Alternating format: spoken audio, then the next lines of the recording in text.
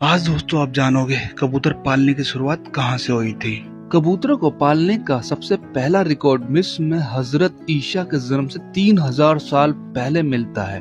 1154 ई में वहाँ के सुल्तान ने पहली बार कबूतर चौकी कायम की थी, मगर उस वक्त की कायम की हुई ऐसी चौकियों को 1258 ई में मंगोलों ने अपने बगदाद के हमले में तहस नहस कर दिया था। उसके बाद 1848 ई में फ्रांसीसी क्रांति में कबूतरों को संदेश वाहक पक्षियों के रूप में भारी संख्या में इस्तेमाल किया जाने लगा।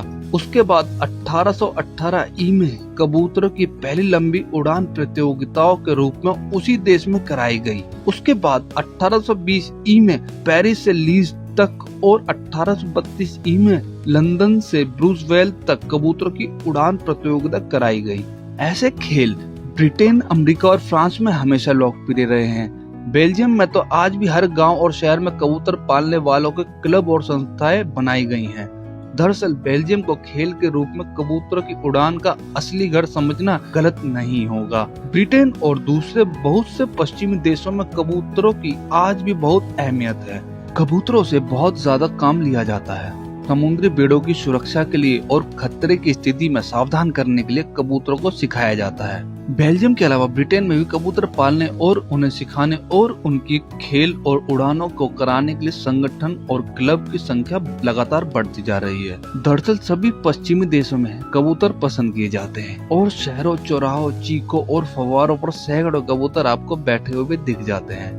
बड़े और बच्चे उन्हें देखकर बहुत खुश होते हैं। यूरोप और एशिया के बड़े और बच्चे उन्हें देखकर बहुत खुश होते हैं। यूरोप और एशिया के बड़े बड़े युद्धों में कबूतरों ने जंगल, पहाड़ और नदियां पार करके खुफिया खबरें दूर दूर तक पहुंचाई और बिना किसी परेशानी के लौट आए। क्या मजाल किसी गलत जगह पर पहुंचकर उतर जाए और खबर दुश्मनों के हाथ लग जाए और कबूतर कैसे और कहां उड़ जाते हैं किसी को कानो कान पता भी नहीं चलता।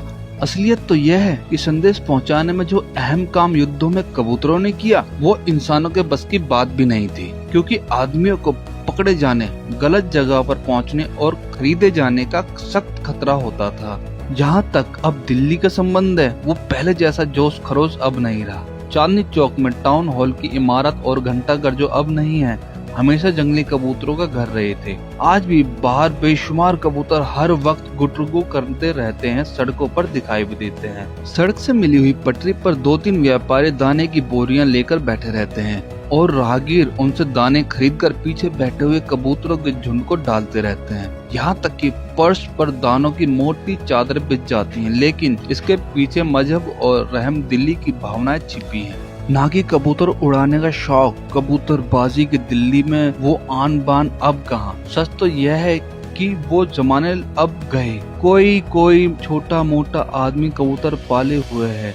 छतों पर कबूतरों की छतरियां पुराने दिल्ली के गुलजान इलाकों में कहीं कहीं नजर आती हैं। बड़े और अमीर घरों में तो अब ये शौक खत्म ही हो गया है। आज आप किसी कबूतरबाजी का जिक्र करेंगे तो वो नाक भी चढ़ाएगा और मजाक उड़ाएगा कि ये तो बेकार और निकम्मे आदमियों का शौक है। मगर दिल्ली के किसी बड़े बूढ़े से इसका जिक्र करेंगे तो वो आंख भर आसमान की तरफ देखेगा और उसका दिमाग कबूतरों से भरे हुए आसमान की कल्पना करने लगेगा, जो दिल्ली के सामाजिक और सांस्कृतिक जीवन का एक अविश्वसनीय अंग रहा था।